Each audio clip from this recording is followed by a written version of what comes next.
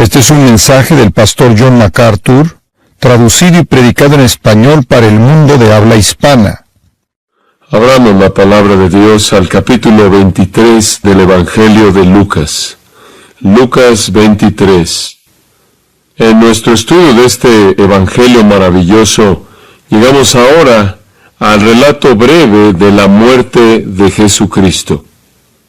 Se encuentra en los versículos 44 al 46. Permítame leerlo. Cuando era como la hora sexta, hubo tinieblas sobre toda la tierra hasta la hora novena. Y el sol se oscureció, y el velo del templo se rasgó por la mitad. Entonces Jesús, clamando a gran voz, dijo: Padre, en tus manos encomiendo mi espíritu. Y habiendo dicho esto, expiró. Hasta ahora en el relato de la crucifixión de Jesucristo, usted podría pensar que Él es una mera víctima de la injusticia y crueldad humanas. En la burla de la secuencia de los juicios, tanto judío como romano, a los cuales Él fue sujeto, hay una declaración repetida de su inocencia, y sin embargo Él es condenado a morir. Tendría que ser catalogado como uno de los actos más injustos jamás perpetrados en contra de un hombre por parte de un tribunal en la historia. Más allá de eso, sería el acto humano más injusto porque Cristo era absolutamente perfecto. Es lo peor que los hombres podían hacer, es lo peor que los hombres jamás hicieron. La injusticia es evidente y fue seguida por crueldad, que es igualmente impía. Convertir a Jesús en el objeto de sus burlas, mofándose de la idea que Él es algún tipo de rey, los soldados romanos, siguiendo la guía de los líderes religiosos del judaísmo, meten una corona de espinas en su cabeza como una corona real de burla y le arrojan una túnica púrpura y le colocan un cetro falso en su mano y lo reconocen como algún tipo de rey con un sarcasmo burlón. Cuando Él finalmente es llevado a ser crucificado, crucifican a un ladrón a un lado y a otro al otro lado, y de esta manera se burlan de la idea de un rey que tiene a sus dos asistentes más nobles a su derecha y a su izquierda. Y después expresan abuso mediante sus bocas, los líderes, la gente, los ladrones que estaban a su lado y los soldados también, blasfemándolo con sarcasmo como si Él fuera algún tipo de rey. Y hemos llamado a eso la comedia en el Calvario. Tenía la intención de que fuera una burla total. Tenía la intención de ser la mofa del tipo más bajo. Pero algo dramático sucede en la culminación de la comedia. Se convierte en un drama. Y en donde los líderes judíos, quienes estaban dirigiendo todo esto, realmente estaban ocupando el centro del escenario. Alguien más ocupa el centro del escenario. En un momento la comedia guarda silencio y el drama comienza. Aquellos que estaban llevando a cabo los papeles, las funciones primordiales en la comedia desaparecen y una gran persona ocupa el centro del escenario, y no es ningún otro que Dios mismo. Dios aparece ese día en el Calvario y convierte la comedia en drama. Todos nosotros entendemos la muerte de Cristo. Todos entendemos que Cristo murió por nuestros pecados. Todo cristiano verdadero sabe eso y lo cree. Pero tendemos a ver la cruz de Cristo o en sus aspectos físicos, de lo cual les recordé hace algunas semanas atrás que fueron lo mismo para los ladrones como lo fue para Jesús. Y nos enredamos en el sufrimiento físico, o tendemos a verlo como este gran sacrificio amoroso por parte de Cristo, lo cual fue: ningún hombre tiene mayor amor por sus amigos, un hombre que pone su vida por sus amigos. Él dijo eso. Y mientras que es verdad que hubieron torturas físicas que necesitan ser entendidas, y hay amor que necesita ser entendido y necesita ser enfatizado, hay un elemento en el Calvario que se presenta como un elemento primordial en la revelación del Nuevo Testamento, que con frecuencia es pasado por alto, y esa es la presencia de Dios. El Calvario tiene que ver más acerca de la ira de Dios que con cualquier otra cosa. Sí, es crueldad e injusticia humanas en su peor expresión. Sí, es una expresión de amor sacrificial en su mejor expresión. Pero sobre cualquier otra cosa, lo que sucede en el Calvario tiene significado para usted y significado para mí, debido a lo que Dios hace ahí. Es cuando Dios se aparece en el Calvario, que se convierte en el acontecimiento salvador que es. Jesús es una víctima de injusticia humana. Jesús sufrió un dolor horrendo, agonizante. Jesús murió de manera dispuesta, amorosa, sacrificando su vida. Esas cosas son verdad. Pero necesitamos pensar en mayor profundidad. Necesitamos salir de la parte baja, por así decirlo, de la alberca y entrar a las profundidades. Y usted hace eso cuando comienza a ver a Dios en el Calvario. Jesús fue crucificado a las 9 de la mañana el viernes de la semana de la Pascua. Durante las primeras 3 horas, el pueblo y los gobernantes y los soldados, inclusive los criminales, dominaron la escena. La blasfemia, el ridículo, la burla, el menosprecio, los insultos. Solo hay un hombre quien es la excepción a la regla a lo largo de estas primeras 3 horas. Y ese es uno de los ladrones a quien le es dada vida y luz por parte de Dios y ve la verdad y es salvado de manera maravillosa, mientras que está colgando ahí al lado de Jesús. El resto están contentos con disfrutar de la broma lo más que pueden, pero la comedia termina al mediodía. Tuvieron sus 3 horas y se acabó, y cuando terminó realmente se acabó. Dios ocupó el centro del escenario. Había sido el teatro del pueblo y ahora era el teatro de Dios. Ellos habían sido los actores en el escenario y ahora Dios sería el actor. Estos 3 versículos son lo suficientemente simples, realmente no demandan un bosquejo. Será casi como entrometerse en su simplicidad, y usted ciertamente no debe sermonizar esto como si de alguna manera pudiera mejorar esto. La estructura es obvia. No hay lugar para inventar algún mecanismo que invade la magnificencia simple de esto, así que simplemente veamos estos 3 versículos y veamos lo que nos dicen. Versículo 44. Cuando era la hora sexta, eso sería el mediodía. El día judío esencialmente comenzaba a las 6 de la mañana. Ahora recuerde, ellos no tenían relojes, entonces ellos no contaban el tiempo en horas, minutos y segundos. El día judío comenzaba alrededor de las 6 de la mañana. Una hora variaba en su extensión en diferentes épocas del año, pero la hora sexta siempre era al mediodía, el sol en su ápice. Ese es un hecho muy importante.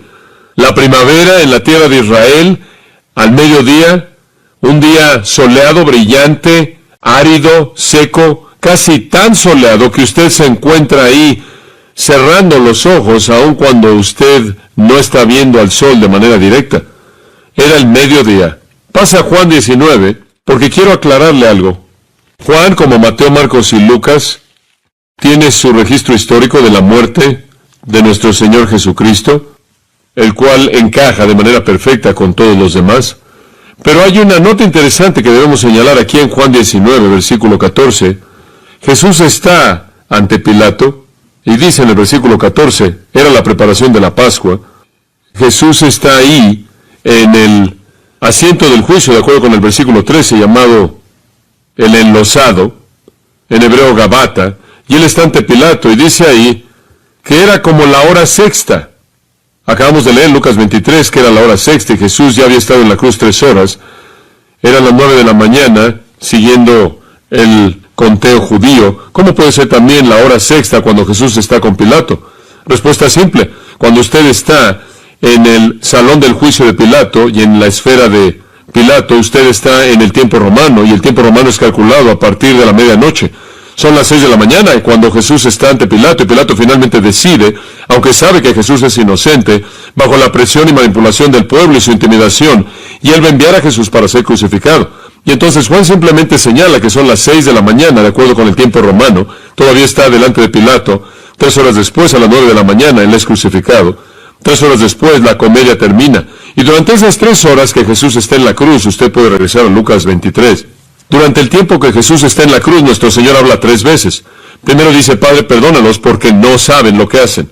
En segundo lugar, él ve a su madre María y Juan, el amado apóstol, y él dice, he aquí tu madre, he aquí tu hijo. Lo que está diciendo es encomendar el cuidado de su madre a Juan. Y lo tercero que él dijo, al ladrón que estaba colgado a su lado, hoy estarás conmigo en el paraíso. 3 horas, él solo hizo 3 afirmaciones. El aire estaba lleno de palabras, pero era burla y menosprecio y abuso en contra del rostro del Jesús crucificado por parte de la multitud. Pero al mediodía, dice esto, hubo tinieblas sobre toda la tierra hasta la hora 9, y el sol se oscureció. Literalmente fracasó, se apagó. Este es mediodía, el sol en su ápice, a la mitad del cielo, con un brillo refulgente, e instantáneamente hay oscuridad total. El sol se apaga, no hay luna, no hay estrellas, está totalmente oscuro. Ni siquiera puede imaginarse el shock. No se lo puede imaginar. Ellos sabían lo que habían estado haciendo, burlándose, blasfemando, y de pronto, en un momento aterrador, de pánico, molesto, sacudiendo su seguridad, llevándolos a un punto de sobriedad en sus mentes frívolas. Sin advertencia, su mundo se oscurece de manera total. No hay electricidad, no hay luz, solo esas lámparas de aceite con una mecha flotante, y nadie tenía esas a la mitad del día. Cae sobre la tierra entera. No sabemos qué tan lejos. El Calvario, Jerusalén, Judea, no sabemos qué tan lejos, pero abarcó a esa nación. ¿Qué causó esta oscuridad? Algunos han sugerido que este es un eclipse natural. Eso no es posible, debido a que la Pascua es establecida por la luna llena, y usted no puede tener un eclipse con una luna llena. Otros han sugerido que esta es la presencia de Satanás, que está trayendo el poder de las tinieblas en contra de la cabeza de Jesús. Bueno, sabemos que antes en Lucas Jesús había dicho, esta es la hora para las tinieblas. Y entendemos que el reino de Satanás se caracteriza por la oscuridad moral y espiritual, pero Satanás no está a cargo del mundo natural. Sí, oscuridad moral, sí, oscuridad espiritual, pero esta es ninguna de esas dos. Esta es oscuridad de un tipo natural, pero sin explicación natural alguna. Solo tenemos una alternativa más, y es Dios. ¿Cómo verían los judíos esto? Ellos dirán, ¿hoy un eclipse? No. Luna llena, Pascua. ¿Dirían, Satanás ha llegado? ¿Lo dirían? No. No. ¿Qué dirían? ¿Cuál sería su primer pensamiento cuando la oscuridad instantánea, total, hubiera llegado y no podían ver su mano enfrente de sus rostros, y la oscuridad ha durado durante 3 horas sólidas? No podían moverse, no podían descender del monte, no podían ir a ningún lugar, no había lugar en ningún lugar. ¿Qué habrían pensado? ¿Cuál habría sido el pensamiento que habría entrado en sus mentes? Alguien podría decir, bueno, ellos no pensarán en Dios porque Dios es luz. Algunas veces, eso es verdad. Dios apareció originalmente al guiar a Israel, sacándolos de Egipto como una luz en el día y luz en la noche, una nube de luz en el día y una luz ardiente de noche, y Dios descendió en la luz Shekinah para morar en el lugar santísimo, en el tabernáculo y de nuevo en el templo. Y es verdad que el Salmo 27:1 y otros salmos dicen, Jehová es mi luz y mi salvación, y Dios se asocia a sí mismo con la luz. Pero también sabían que con mayor frecuencia Dios se asocia a sí mismo con la oscuridad. Ellos lo sabían muy bien. Eso se remontaría al capítulo 15 de Génesis, en donde Dios viene a hacer un pacto con Abraham, y Dios dice, voy a hacer un pacto contigo para bendecirte, y a través de ti bendecir al mundo, el pacto abrámico. Y quiero sellar ese pacto en sangre. Entonces quiero que mates algunos animales, los partas por la mitad y coloques las mitades uno enfrente del otro. Coloca un ave muerto por aquí y un ave muerto por allá y alinea todos esos pedazos sangrientos, lo cual es lo que hacían en tiempos antiguos. Hacían eso como un símbolo de hacer un pacto de sangre. Las dos personas que hacían el pacto caminaban por en medio de las partes sangrientas y eso se llama el pacto. Nada más que en el caso de Dios, este es un pacto unilateral, incondicional, y Dios lo hace consigo mismo. No hay condiciones que Abraham tiene que cumplir. Y entonces hace que Abraham se duerma. Eso es exactamente lo que Génesis dice que sucede cuando Dios llega. Cuando el sol se estaba metiendo, he aquí terror y gran oscuridad. Cuando Dios se apareció como oscuridad. Se apareció en forma de juicio. En Éxodo capítulo 10, de nuevo, con el pueblo de Israel. La oscuridad se asocia con la presencia de Dios. El Señor le dijo a Moisés, estira tu mano hacia el cielo, esto es en Egipto, para que haya oscuridad o tinieblas sobre la tierra de Egipto, inclusive tinieblas que puedan ser palpadas. Cuando Dios trae oscuridad, es tan densa que usted puede sentirla.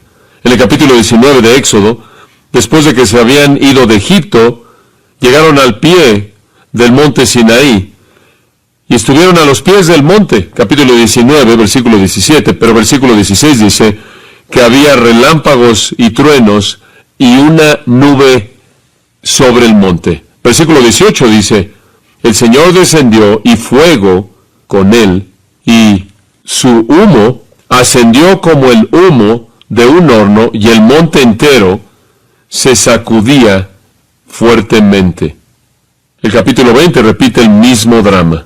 Dios viene, hay oscuridad, oscuridad densa, humo, y usted encuentra la misma representación de Dios en Isaías 8:22 y otros lugares. El pueblo de Israel habría sabido bien que la presencia de Dios podía estar asociada con oscuridad sobrenatural inexplicable. No estamos hablando de unas cuantas nubes que oscurecieron o se colocaron enfrente del sol. Estamos hablando de una oscuridad densa.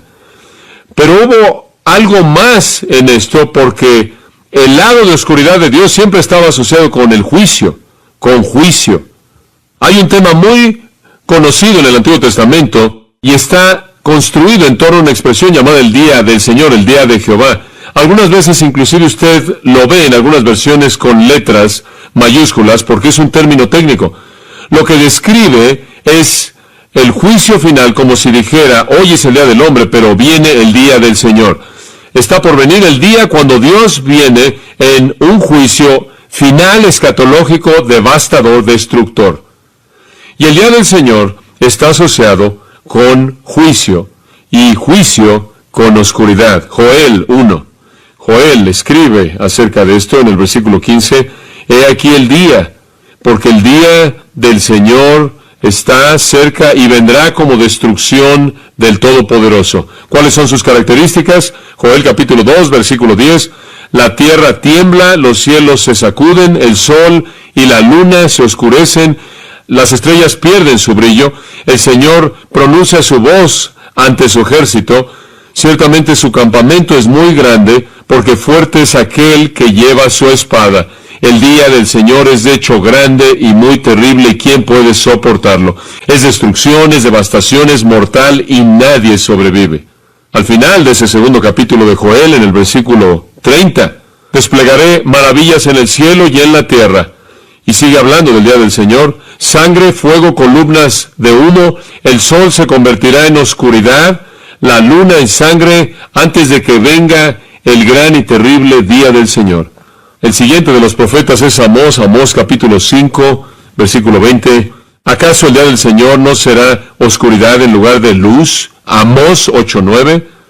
Y sucederá que en aquel día, declara Jehová Dios, que haré que el sol descienda en la tarde y haré que la tierra esté oscura a plena luz del día. Bastante específico. Sofonías 1:14, cercano está el gran día del Señor, cercano y viene muy rápido. Escuchad el día del Señor, en él el guerrero llora amargamente.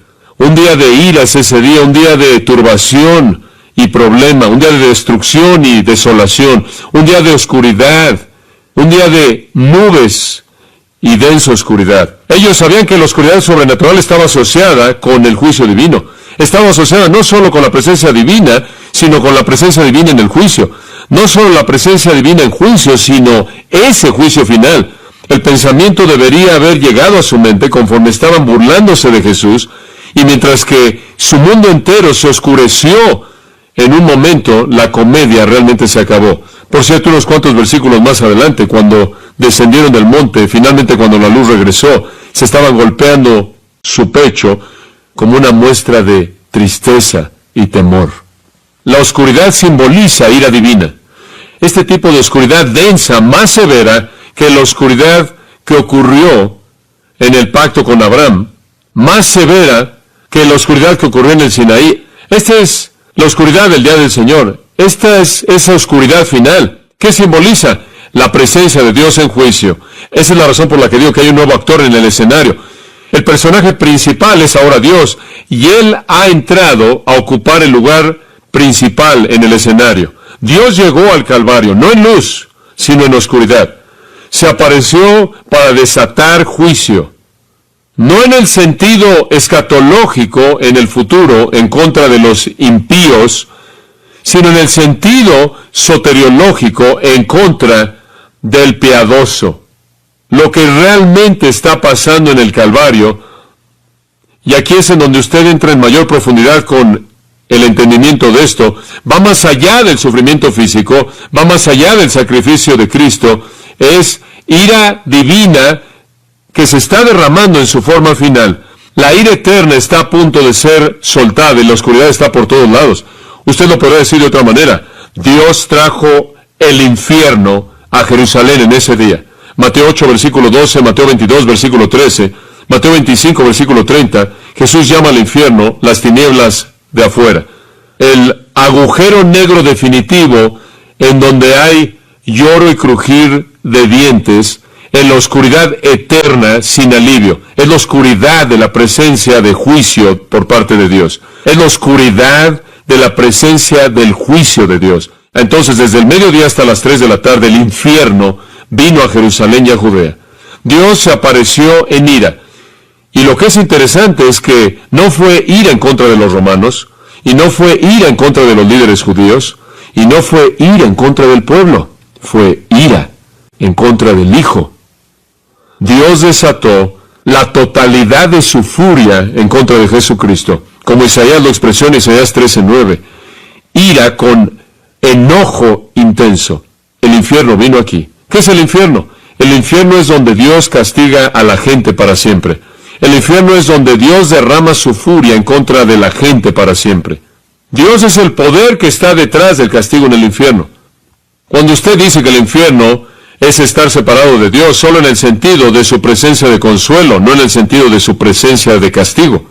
Él es el que destruye tanto el cuerpo como el alma en el infierno. Él es el rey del infierno, no Satanás. Y Dios, quien es el castigador de todas las almas en el infierno eterno, se aparece en la oscuridad del Calvario para castigar a su Hijo. Y Él le da a su Hijo el infierno eterno a favor de todos aquellos que creerían a lo largo de la historia. Esta es la copa que Jesús esperaba en el huerto, con una repulsión tal que pidió que si hubiera una manera de evitarla, lo querría evitar. Durante esas 3 horas no hay comedia, no hay burla, no hay insultos, no hay blasfemia, no se registra nada de esto. Nadie dijo nada, ni siquiera Jesús. Jesús no habla durante estas 3 horas. Y tampoco lo hace alguien más. En estas 3 horas, Jesús sufre el infierno eterno por todos aquellos que creerían en Él. Entonces la oscuridad no es la ausencia de Dios, es lo opuesto. Es la presencia de Dios en juicio completo, venganza y furia, ira infinita, movida por justicia infinita, suelta, castigo infinito, en contra del Hijo infinito que puede absorber un infierno eterno por todos aquellos que jamás creerían en 3 horas. Es aquí que Él lleva en su propio cuerpo nuestros pecados.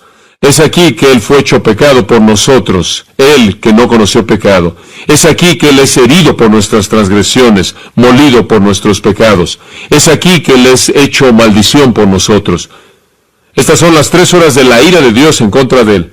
Es algo sorprendente en qué pensar.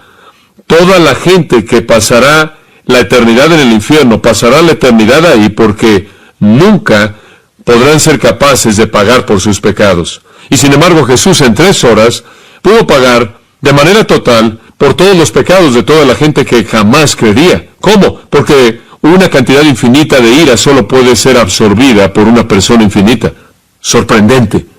Dice, hubo tinieblas sobre toda la tierra hasta la hora 9.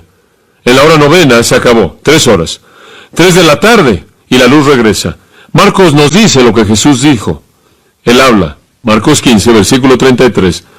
Cuando había llegado la hora 6, lo mismo que Lucas dice, oscuridad cayó sobre la tierra entera hasta la hora 9. En la hora 9, a las 3 de la tarde, la oscuridad ya se fue. En esa hora 9, la oscuridad ha desaparecido.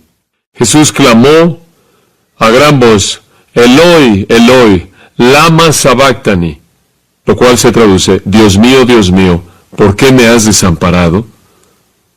¿Cómo debemos entender esto? Los teólogos han pensado y hablado y escrito volúmenes acerca de esto.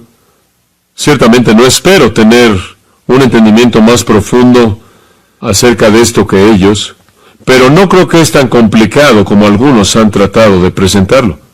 Quizás la expectativa de Jesús, el hombre, fue cuando la oscuridad se acabara y Él había llevado de manera total para la satisfacción de Dios, la furia de Dios a favor de todos los que creerían, que habría consuelo inmediato, que habría habido un afecto instantáneo por parte del Padre, que Él no habría percibido la presencia de juicio de Dios, sino que Él habría percibido el consuelo dulce de comunión con Dios. Pero no fue así, no fue así.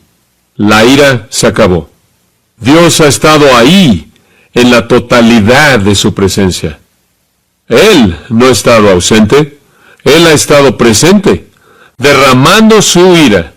Pero cuando la oscuridad se fue, así también Dios, en alguna manera inexplicable, divina. Creo que lo que nuestro Señor está diciendo es, ¿en dónde está el consuelo? Hubo un momento después de que el juicio se acabó.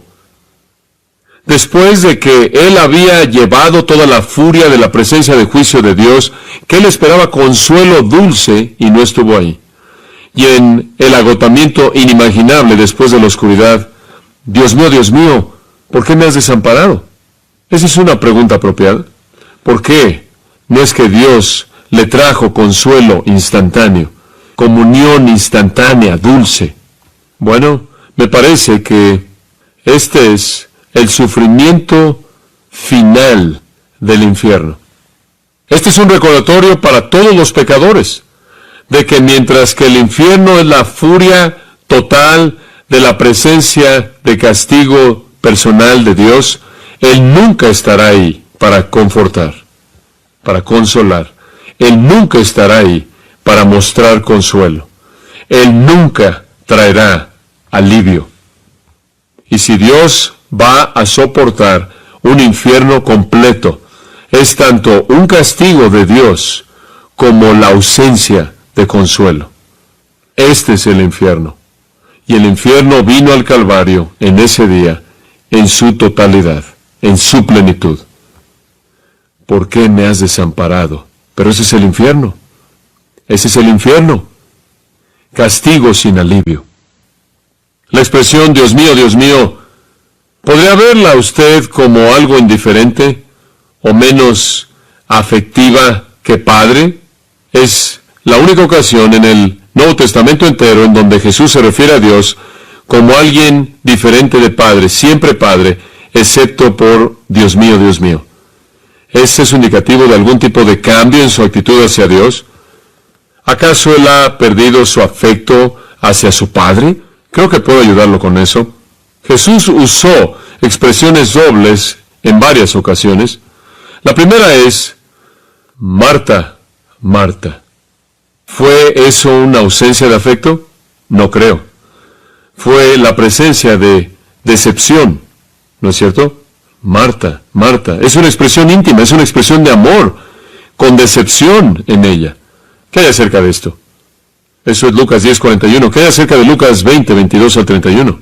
Él ve a Pedro y dice que, Simón, Simón, ¿es esa una falta de amor? No, es una expresión de intimidad, con decepción en ella. ¿Qué hay acerca de Lucas 13:34? Jerusalén, Jerusalén, ¿es esa una falta de amor? ¿Cuántas veces quise reunirte, pero no quisiste? Ahora tu casa es desamparada. Es afecto con decepción en ella. Y así lo es, Dios mío, Dios mío. Es afecto íntimo con decepción. No es diferente de David, quien dijo, Absalón, Absalón, hijo mío. Es afecto con decepción. Usted puede voltearlo y oír esto. Mateo 7. Muchos me dirán, Señor, Señor. Y yo les diré, nunca os conocí. Esas personas que son rechazadas por el Señor, quienes tienen en su mente la idea de que tienen una relación muy íntima con Él, serán decepcionadas. Cuando Él dice, Dios mío, esto es íntimo, pero es la decepción del momento. ¿En dónde está el consuelo? Pero ese es el infierno que Él soportó. Y después, versículo 45, Dios subrayó la obra que Él había hecho en la cruz. Lucas nos dice, esto es tan asombroso, pero dicho de una manera tan suave. Y el velo del templo se rasgó por la mitad. Cuando usted lo lee es algo que parece no ser importante. Usted tiene que entender lo que está pasando aquí. Ha estado oscuro durante 3 horas, totalmente oscuro. Nadie pudo ver su mano enfrente de su rostro. Han estado de pie ahí durante 3 horas, tratando de comunicarse y entender qué estaba pasando. Habrían asociado eso con la presencia divina y juicio. Tiene usted a los sacerdotes ahí en el templo preparándose para comenzar la matanza de decenas de miles de corderos y otros animales, listos para llevar a cabo su trabajo de matanza sangrienta en la Pascua. Tiene a todos los adoradores, la gente que no está ahí donde está el Calvario. Están ahí a la mitad de la ciudad, en medio de cientos de miles. Se estima que pudo haber hasta 2 millones. Y han estado ahí congelados en donde estaban ahí durante 3 horas. La luz regresa y supongo que si nos enfocamos en los sacerdotes en el templo, tratan de congregarse y tratan de recuperar el tiempo perdido en la oscuridad y comenzar el proceso, porque entre las 3 de la tarde y las 5 de la tarde es cuando usted mata a los corderos de la Pascua. Y conforme ellos comienzan a matar a los corderos de la Pascua, oyen un ruido fuerte de que algo se rompe, que viene de adentro del lugar santo, en el lugar santísimo, conforme Dios rompe el velo de arriba hacia abajo. Mateo nos dice que fue de arriba hacia abajo. Lucas simplemente dice que fue en 2 partes. Ahí a la mitad Dios rasgó ese velo. Ahí por la mitad Dios rasgó esa cortina. Habían por lo menos 13 cortinas en el templo, pero una de ellas era la más importante. Esa era la que bloqueaba el lugar santísimo y estaba ahí porque Dios ordenó que estuviera ahí, porque el camino a Dios todavía no había sido abierto de manera oficial. Los sumos sacerdotes podían entrar ahí una vez al año y eso era todo. Y solo los sumos sacerdotes, y solo por un momento, para rociar sangre en el propiciatorio y después salir de regreso. El acceso a Dios no había sido activado de manera oficial. El lugar santísimo simbolizaba la presencia de Dios y estaba cerrado a todo mundo. Pero a las 3 de la tarde, alrededor de ese momento, la luz aparece y Dios rasga el velo y abre el lugar santísimo porque Jesucristo ha activado de manera oficial el acceso. La cruz es expiación, la cortina es acceso. Por su muerte, el nuevo pacto es ratificado. Había sido implementado. La gente había sido salva antes de eso, pero la ratificación oficial y la activación de ese nuevo pacto no sucedió sino hasta que Jesús murió en la cruz. Y entonces Dios rasgó la cortina y abrió el camino a su presencia. Cuando eso sucedió, el templo fue obsoleto. El sumo sacerdote fue obsoleto. Todos los sacerdotes fueron obsoletos. Todos los sacrificios fueron obsoletos. Todo lo que pasaba en ese lugar fue obsoleto. Se había acabado. Todas eran sombras, todas eran símbolos de lo que iba a venir, de lo que estaba por venir. Entonces, precisamente en el momento en el que los sacerdotes estaban comenzando a matar a los animales que no podían quitar el pecado, Dios rasgó y abrió, Dios rasgó el velo y su presencia Dios rasgó el velo y abrió el acceso a su presencia debido al sacrificio de uno que quitó el pecado. ¡Qué momento! ¡Qué momento! Antes, en la semana, Jesús había pronunciado destrucción física en contra del templo. Ni una piedra sería dejada una sobre otra. Capítulo 21, versículos 5 y 6. Y aquí Dios emite sus juicios espirituales en contra del sistema entero. Ese sistema entero del templo debía proveer un medio mediante el cual un pecador pudiera tener acceso a Dios, pero nada de eso fue cumplido hasta que Jesús murió en la cruz y Dios dijo que lo hizo y rasgó y abrió la cortina. Si usted lee el capítulo 9 de Hebreos, usted va a leer en los primeros 8 versículos de cómo Dios ha diseñado este lugar y el lugar santísimo, y una cortina y separación, y nadie nunca puede ir ahí. Y después llega al capítulo 9 y llega al versículo 11 al 14, y de pronto las cosas comienzan a cambiar de manera dramática. Escucha lo que dice Hebreos 9, versículo 11. Pero cuando Cristo apareció como sumo sacerdote de los bienes venideros, Él entró a través del tabernáculo más grande, más perfecto, no hecho con manos. Esto es, no de esta creación, no a través de la sangre de cabras y becerros, sino a través de su propia sangre. Él entró al lugar santo una vez y para siempre, habiendo alcanzado redención eterna. Esta es la ratificación del nuevo pacto, y entonces en el capítulo 10 de Hebreos, versículo 19, dice, debido a que Jesús abrió el camino al lugar santo, tenemos confianza para entrar al lugar santo mediante la sangre de Jesús, por un lugar nuevo y vivo, el cual Él inauguró para nosotros a través del velo, que es su carne. Así que acerquémonos a Dios con un corazón sincero y con plena certeza de fe, habiendo rociado nuestros corazones y quedado limpios de una conciencia mala, lavados nuestros cuerpos con agua pura. Ahora podemos entrar corriendo, Hebreos 4:16 dice, al trono de la gracia para alcanzar misericordia y hallar gracia para el tiempo de necesidad. Dios rasgó la cortina, la obra había sido terminada. Por cierto, en el mismo momento, Mateo 27:51 dice esto, y la tierra tembló y las rocas se partieron. Este es un temblor lo suficientemente poderoso como para partir rocas. Sabemos acerca de temblores aquí en la parte del sur de California. Este es un temblor poderoso que abre las rocas. No sé cuál habría sido el nivel en la escala de Richter, 8. Un terremoto con ese tipo de fuerza habría llevado a Jerusalén a un alto. Es un día bastante aterrador, considerando todo lo que está pasando. ¿Y sabe con qué habrían asociado los terremotos? Le leía a usted textos acerca de terremotos que estaban asociados con la presencia de Dios y el día del Señor de juicio en los profetas. Cuando Dios descendió a Sinaí, dice en Éxodo 19:18, que el monte entero tembló. Salmo 18:7 dice que la tierra tembló y se sacudió, y los cimientos de los montes se sacudieron y temblaron debido a que Dios estaba enojado.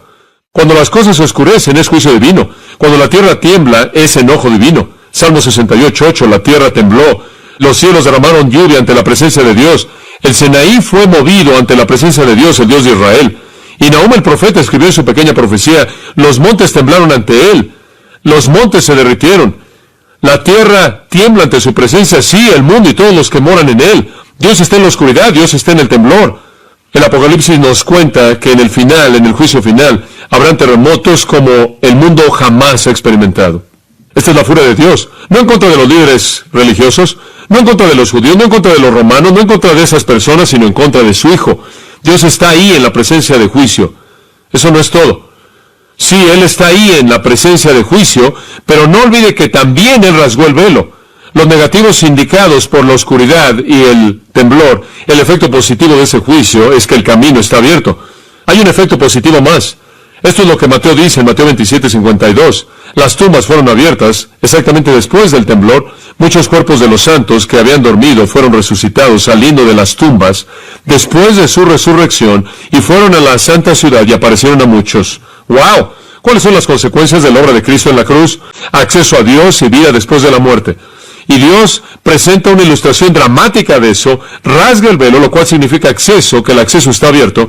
La gente sale de tumbas y han estado muertos y salen en cuerpos glorificados. No aparecen sino hasta después de la resurrección, de tal manera que Cristo, de manera clara, es las primicias de todos los que han resucitado. y andan por todos lados dando testimonio del poder de la resurrección de Cristo. ¿Qué día? Cuando Dios se apareció en juicio, Él también se apareció en salvación, ¿no es cierto? Juicio en contra de su Hijo y salvación para nosotros. Toda la furia va en contra de Cristo y el camino es abierto para nosotros. Toda la furia va sobre Cristo. La vida después de la muerte se hace disponible para nosotros. Después de que la oscuridad se acabó, después de que el temblor se acabó, después de que el velo fue rasgado, el caos debió haber sido más allá de la descripción en Jerusalén. Pero hay una calma serena ahí en esa cruz que está en medio. Una calma serena. Pasa a Juan 19 y Jesús en este momento está en el ojo del huracán. Calma perfecta. Juan 19, 28. Después de esto, después de que todas esas cosas que describimos, Jesús, sabiendo que todas las cosas ya habían sido cumplidas para que la Escritura se cumpliese, se acabó, todo se acabó. Él ha llevado todo, el camino está abierto, la vida de resurrección ha sido provista. Él ya acabó. Y en esa calma dulce serena, Él dice, tengo sed. Tan maravillosamente humano. Él no habría bebido nada. ¿Se acuerda? A lo largo de todo el proceso, para que pudiera sentir la experiencia plena de todo lo que Él enfrentó, pero se acabó. Tengo sed. Un contenedor lleno de vinagre, de vino amargo, de vino agrio, estaba ahí, y colocaron una esponja llena del vino agrio, del vinagre realmente, en un palo, y lo llevaron a su boca. Cuando Jesús, por tanto, había recibido el vino agrio, Él dijo, tetelestai, consumado es. Inclinó su cabeza y entregó su espíritu. Apenas antes de que Él entregara su espíritu, regresa a Lucas 23 y vamos a terminar ahí.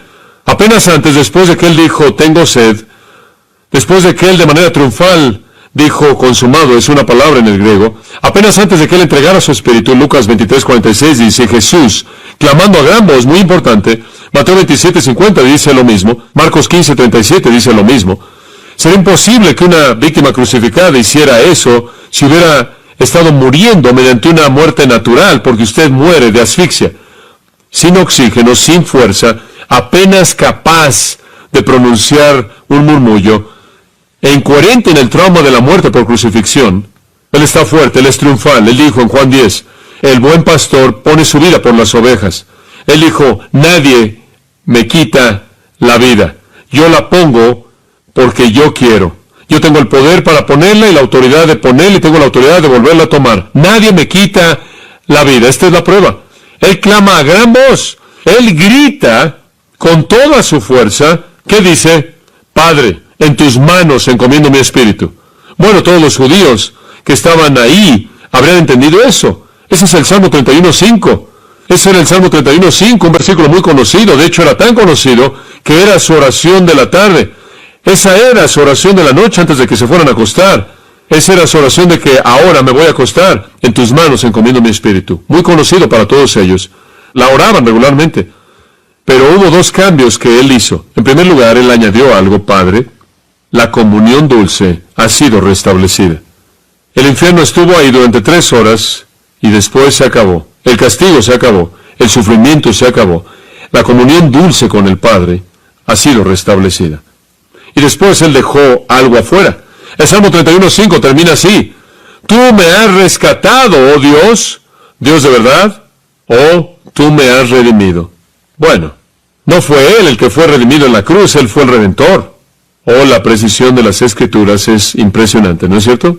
Él añadió Padre para que supiéramos que esta relación era todo lo que esperaríamos que fuera. Y Él sacó la parte acerca de ser redimido porque Él no fue redimido. Él fue el Redentor.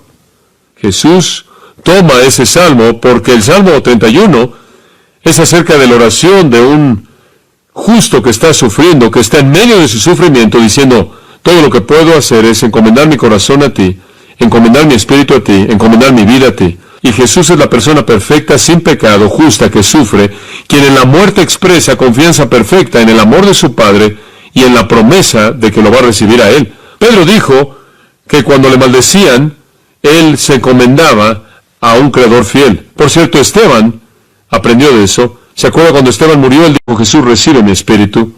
Así como Jesús dijo, Padre, recibe el mío. Entonces Lucas dice después de eso, y habiendo dicho esto, expiró. Muy descriptivo en su simplicidad, sin embargo, muy restringido. Entonces Dios había matado a su propio Cordero de la Pascua, y el Cordero mismo de Dios de la Pascua fue su primogénito. ¿Cómo respondemos a esto? Bueno, veremos esto la próxima vez, pero veamos el versículo 47 por lo menos para terminar. Cuando el centurión vio lo que había acontecido, ¿qué hizo? ¿Qué? Dio gloria a Dios. Si esa es la manera de responder, ¿no es cierto? ¿Qué otro tipo de respuesta habría más que alabar a Dios? Toda bendición en el Nuevo Testamento es una expresión de alabanza a Dios por la redención. Y debemos unirnos al coro celestial y cantar: digno es el Cordero que fue inmolado. Y expresar que Él es digno de recibir poder y honra y gloria y riquezas y sabiduría y fortaleza. Solo hay una manera de responder, y esa es decir: si fuera toda la esfera de la creación mía, si fuera toda la naturaleza mía, ese sería un regalo demasiado pequeño que ofrecerte. No quiero nada que este mundo tiene que ofrecer. Lo doy todo, entrego todo por Cristo, mi todo y todo. Padre, te damos gracias por el retrato que es tan vívido y claro en el Calvario. Nuestro Señor Jesús llevando tu juicio e ira en nuestro castigo. Simplemente no tenemos palabras en este punto al pensar en la grandeza de su sacrificio y la grandeza de tu gracia hacia nosotros, que somos tan absolutamente indignos. Señor, lleva a cabo tu obra en nuestros corazones y te daremos gracias. Queremos vivir el tipo de vida que demuestra esa gratitud. Oramos para la gloria de Cristo, como siempre.